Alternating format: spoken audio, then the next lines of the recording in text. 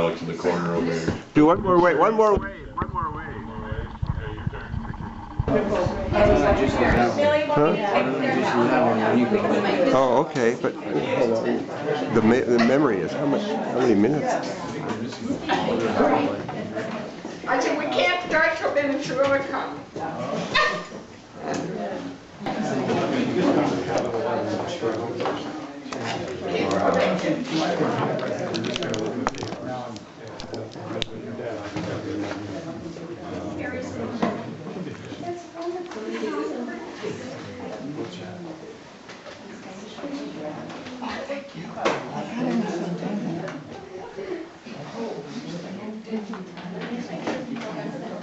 Does everybody have a program?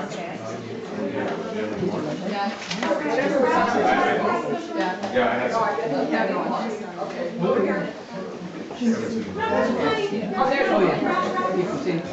This is almost like church, and then the coin plate will be coming. Jessica. Sorry. That's Quinn. Yes. Is there more there? There's many.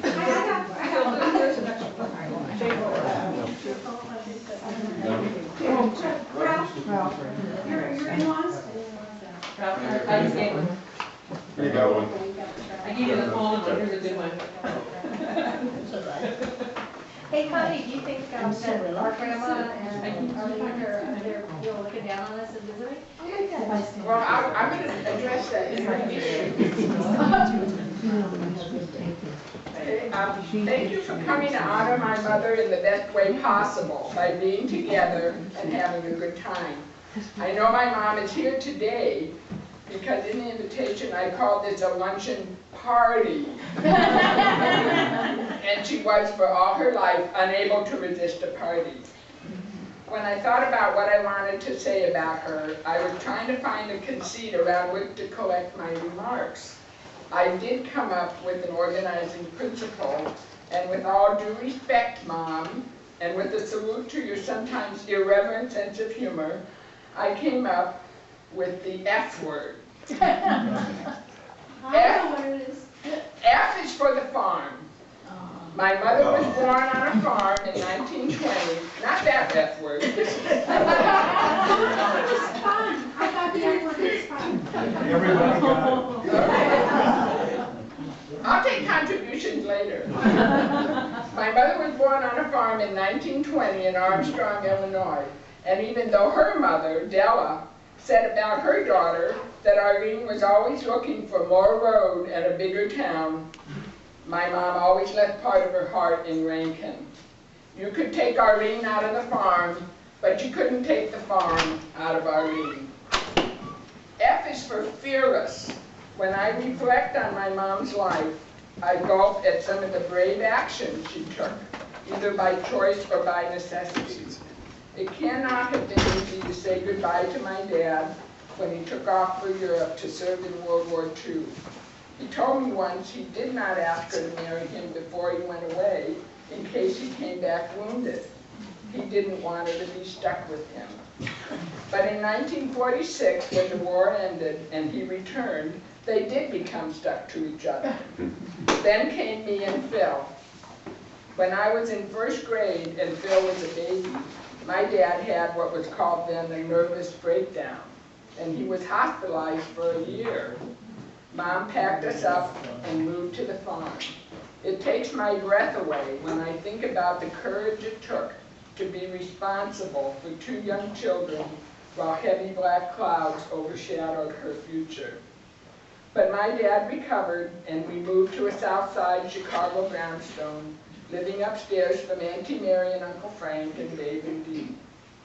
When my dad lost his job in 1960, a high school friend encouraged him to go to California, where his engineering skills would be in demand in the booming aeronautics industry.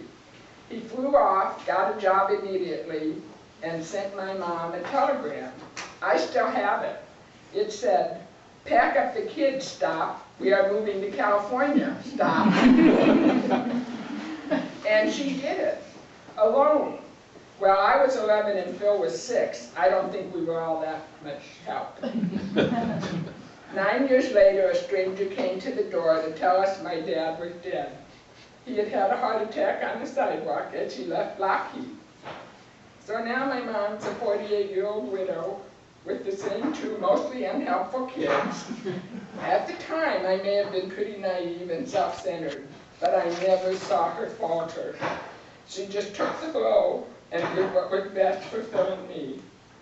That required her a year later to leave us and move up to Alameda when her office consolidated with the Northern California branch.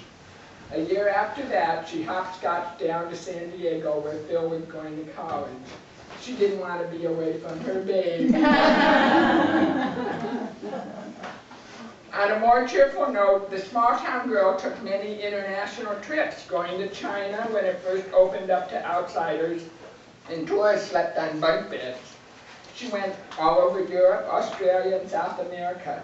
There was just no fear growing on this lady. F is for fun. My mom was someone who knew how to have fun. If it wasn't happening, she would make it happen. My dad was good at it too. Many of you here who lived in Burbank with us remember how my mom and dad organized apartment-wide beach days and pool parties and 8mm movie fest on the back porch. And getting up in the dark on January 1st to get a sidewalk view of the Rose Parade, complete with donuts, coffee, and hot chocolate. F is for funny. My mom loved to laugh, and she was rarely without her big smile. The earliest joke I remember her telling, I didn't even get until I grew up. I remember when Phil was born, that was a big deal in our house. His hair was dusty red, and since I was such a blondie, many visitors were commenting on his ginger. My mom told them, I tricked the milkman and beat him to the floor. It was such a vivid image, I never forgot it. I didn't know it meant hanky-panky until Even when dementia had scrambled my mom's communication skills, she could often cut through the static and brain fog with a funny face or a quip that surprised and delighted us. Thank you, God, for never taking that away from her. She was cracking me up even at the end. She really could not hold a conversation in the last months of her life. After a couple of pleasantries, she ran out of material.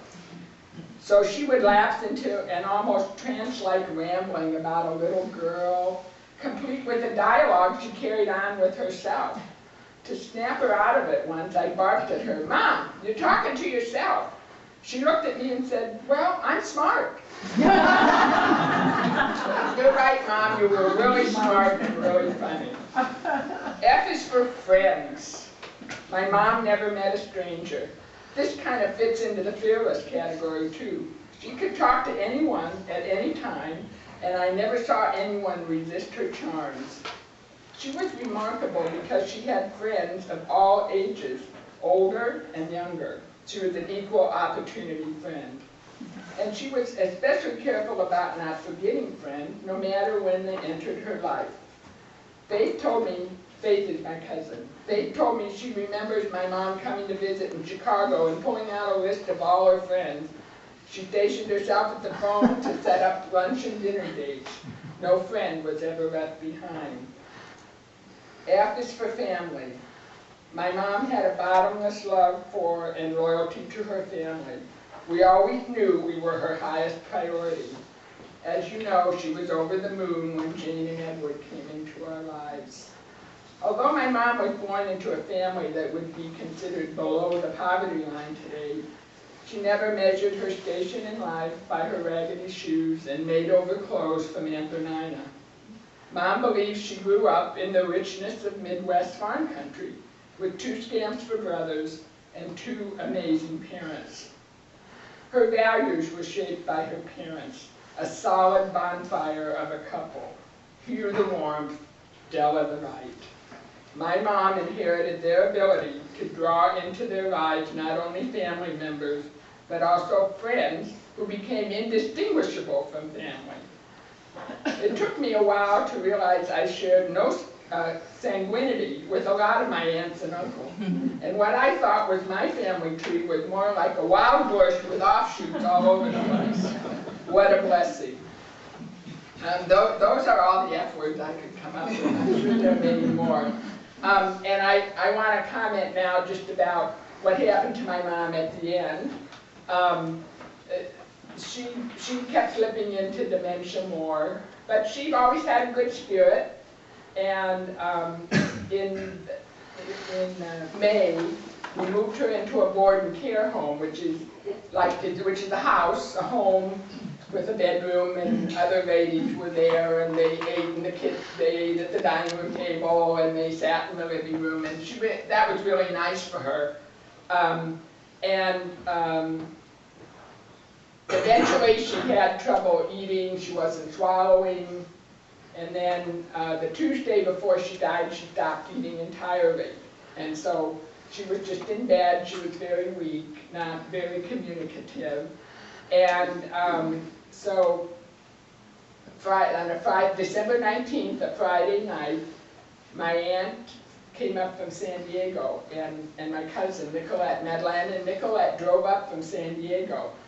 And Madeline, her sister-in-law, was right in her face, talking to her, doing that night, calling for her. So we were all in her room,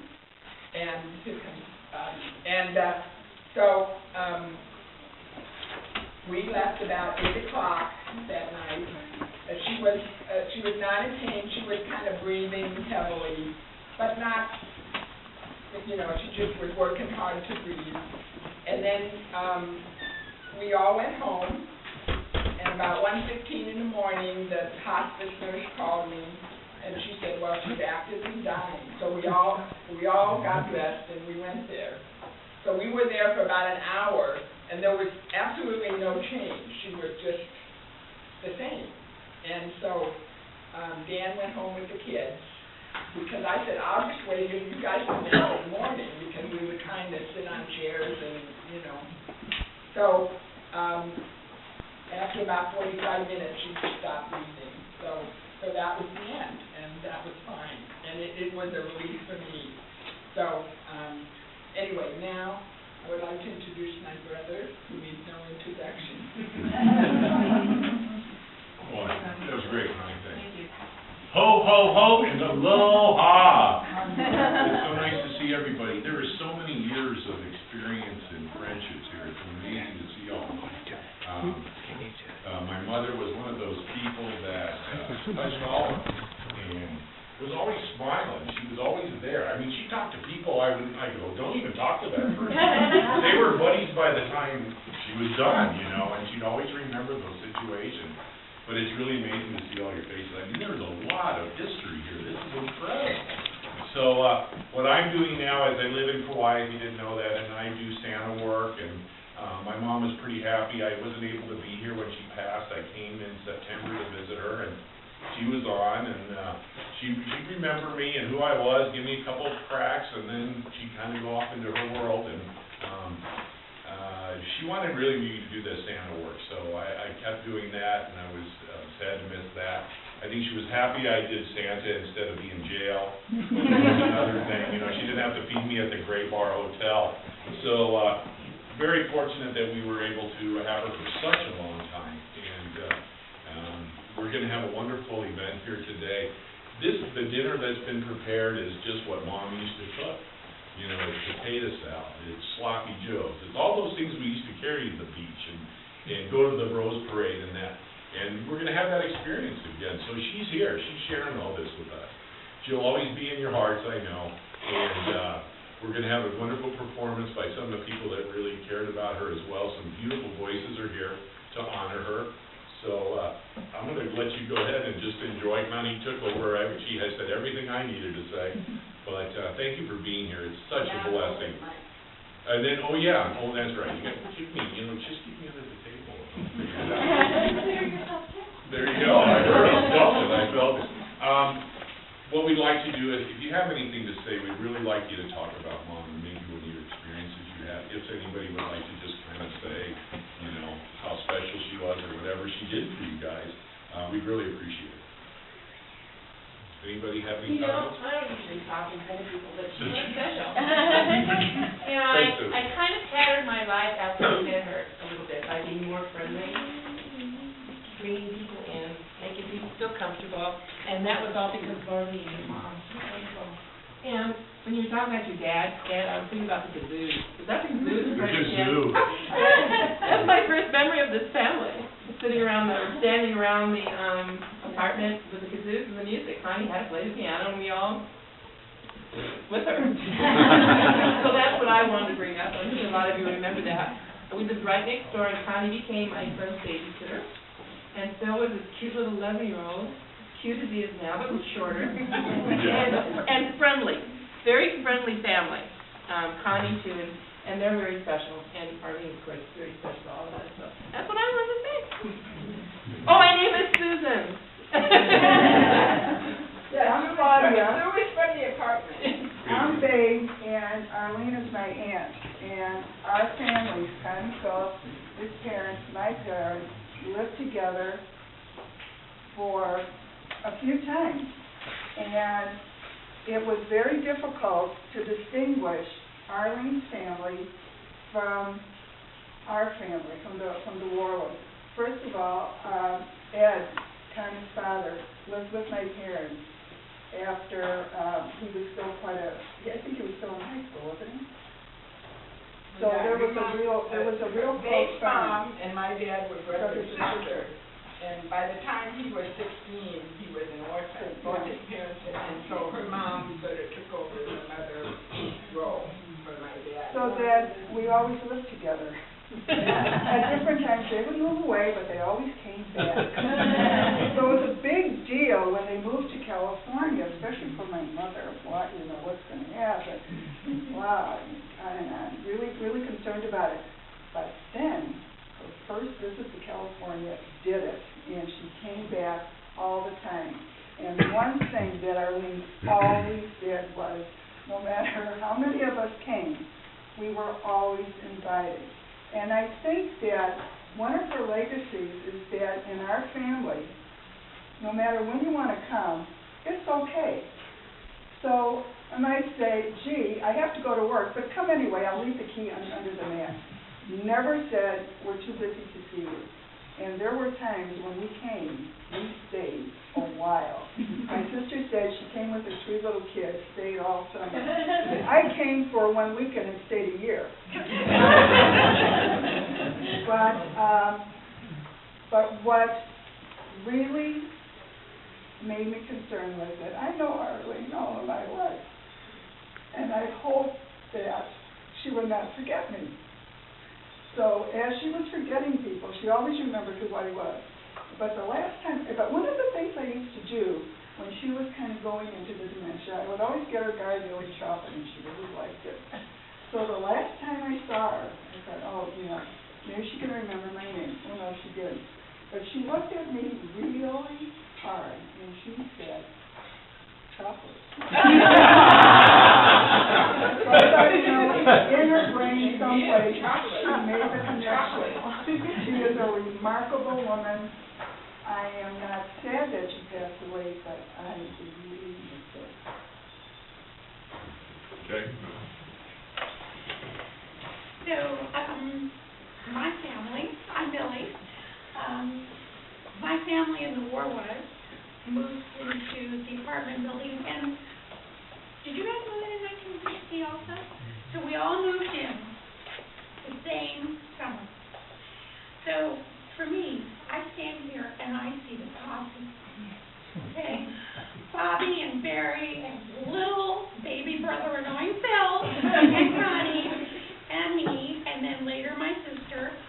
But we traveled in a pack. There were other kids in the building, but we were the only 3 groups. And Barry, you were the older guy. You were already in high school, with drums, with the kilts. That's right. Oh, gosh. Pull that out. Wow. Okay. And, but we moved in a pack. And the cool place to hang out was the Warwas apartment. No matter what, that was where we all wanted to be. We would lie on the floor watching scary movies. We were Dead Man's Eyes. I mean, the stuff traumatized us. You know, and over these weeks of thinking and remembering, I had so many vivid images. Halloween, you know, Baskin and Robbins down at the other end of Elm Street. But it always came back to your apartment. What number were you, C? What number were you? 454? C. Okay. We were C. We were 456. We were 456. Yeah.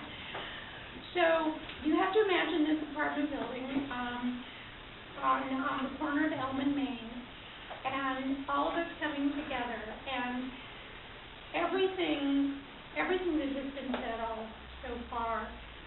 I mean, I vouch for it, okay. And here was my family, my tiny little family, a mom and a dad, me, and my baby sister, coming with no extended family. The closest extended family we had was on the East Coast, and that was a little bit of it, and everybody else was in the West.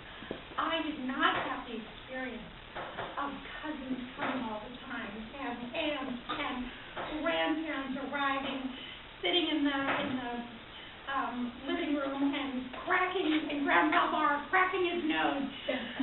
This became our surrogate family. We were in the embrace of the Worwa family, and as everybody sitting here feels that they were, and your mom was the leader. She was the ringleader. I mean, she and your dad really knew how to cut up the rug. Cut a rug.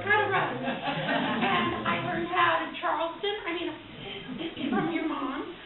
I know we're going to sing some of the favorite songs, but I can see her sitting at that spinach, plunking away like somebody at a bar. You know? She would be coming around, like looking over her shoulder and singing area, and I yearn for every one of those moments where she would light up in song. And Arlene brought a new style of parenting. She brought to me the farm style parenting model as opposed to my student parent model. She would be like, okay, you girls, in the kitchen, do the dishes. She introduced me to Sloppy Joe's, and what else did we have at that? We had Congo bars, potato salad. Yeah, crab spaghetti. You know, and I think the first meal that Connie and I ever cooked together was probably a box of crab spaghetti dinner. That's your Dr. Joy Temple movie afterwards.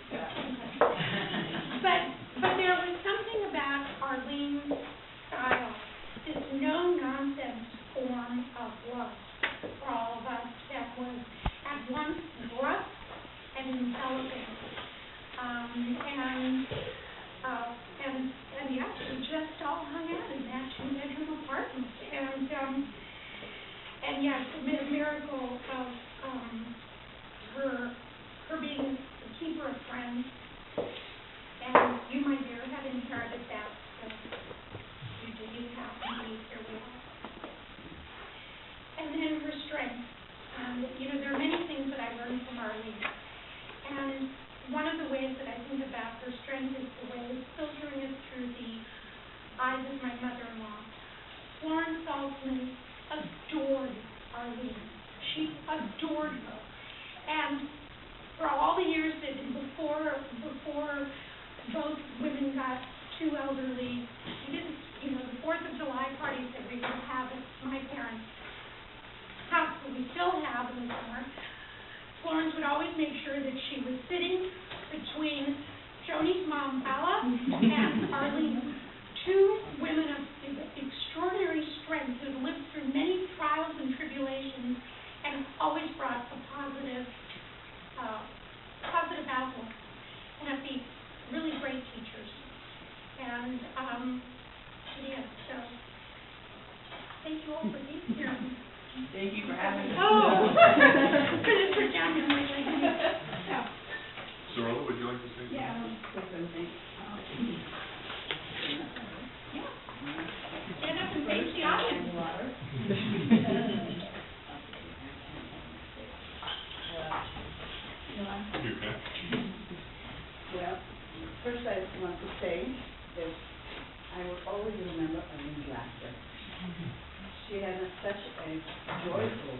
hearty laughter. That it was just contagious. Can you stand or turn around for everybody? I want everybody. I stand my back to a lot of people. Your empathy, right? Yeah, stand right here now tonight. There you go. There you go. No.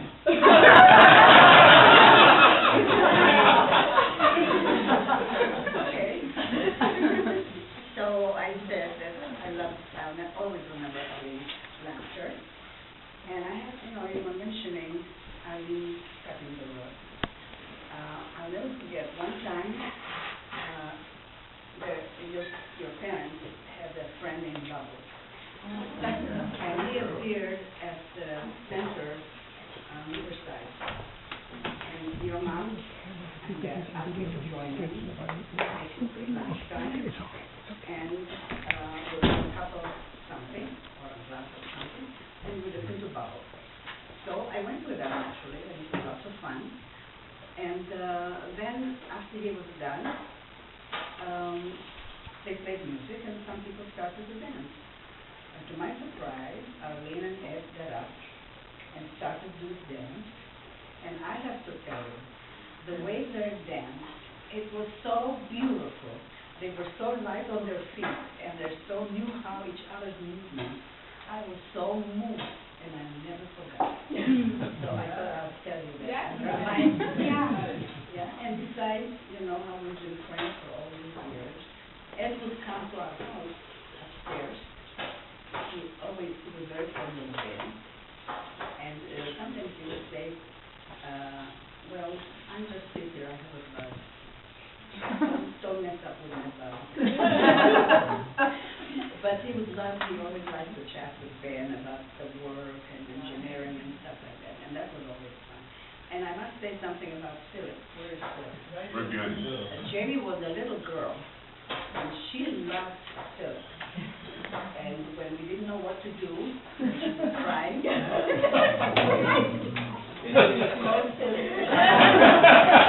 And he would come up and play with her. I have a wonderful picture of Millie. She was leaning, or Philip was sitting on the floor, and Jamie is leaning over him and hugging him. So that was a beautiful thing. And what language did you make Phil? Oh, yeah. 6 years. Well, I tell you, we came from If you Israel, could do any more and after when we kept thinking we might any go camera, back. I could do a little more So when we video were after it little, runs out. we decided Okay. very mistakenly to speak to her in English only, so when she comes to Israel, she will already know English. And so, it so happened that we didn't go back, and so she didn't learn Hebrew. But she had managed to pick up anyway Hebrew, and then she took over Hebrew in college. Yeah, I remember my mother-in-law telling me, thank you very much for, I can talk to my grandchildren. Anyway, when Jamie was born, we thought we were going to do exactly the opposite. We were only talk to her in Hebrew, and she learned English eventually. So until she was about 3, she only spoke Hebrew. And the kids wanted to know how to talk to her. So he would ask me, how do you say, give me a kiss in Hebrew? So I would tell him, and he would tell Jamie, give me a kiss, and she would give him a kiss. And when she went to a nursery, all the kids thought that she doesn't know how to talk, because she was just sitting there very quietly. And then after I gave the teacher certain words in Hebrew to know how to talk to Jamie. So after a few weeks, she came, maybe 3 weeks or 4 weeks, suddenly she started talking in fluent English and forgot all about the Hebrew. So anyway, still had to learn a few words in Hebrew because of Jamie.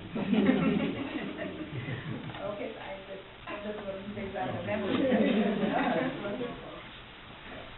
Anybody else would like to talk about Mom at all? You pretty good? Anybody? You all right? I think we're good. Thank you very much. Oh, yeah, please. My name is Marco Villaseñor. This is Alice, my wife. We've known Connie for 16, 17 years.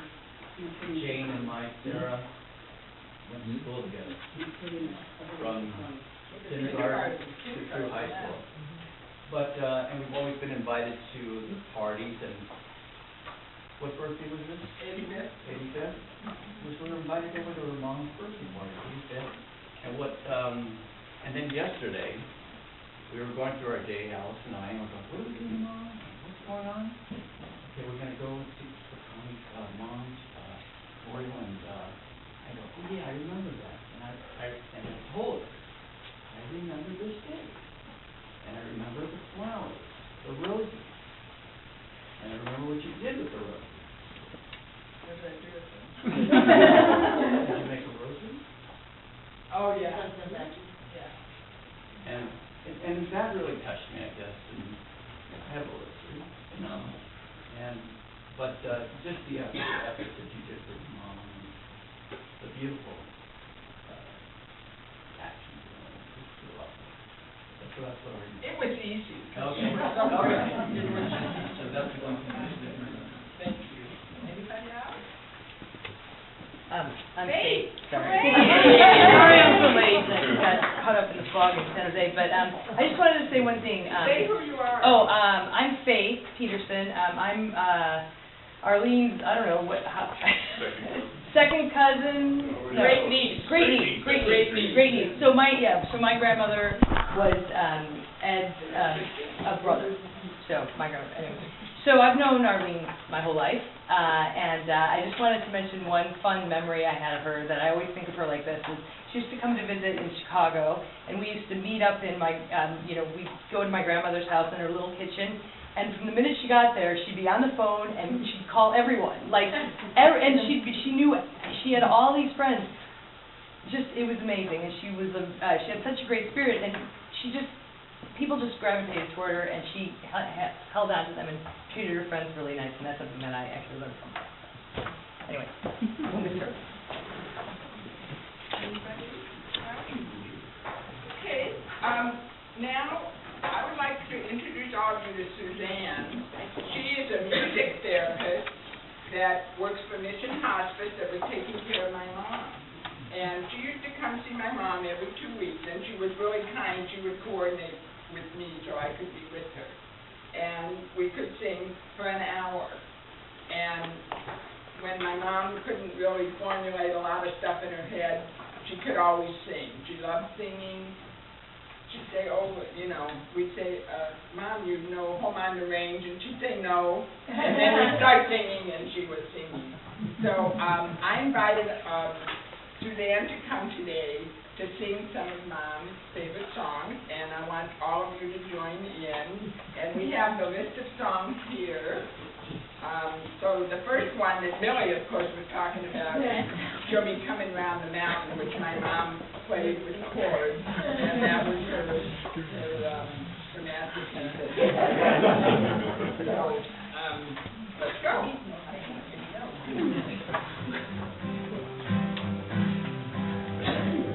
She'll be coming round the mountain when she comes. She'll be coming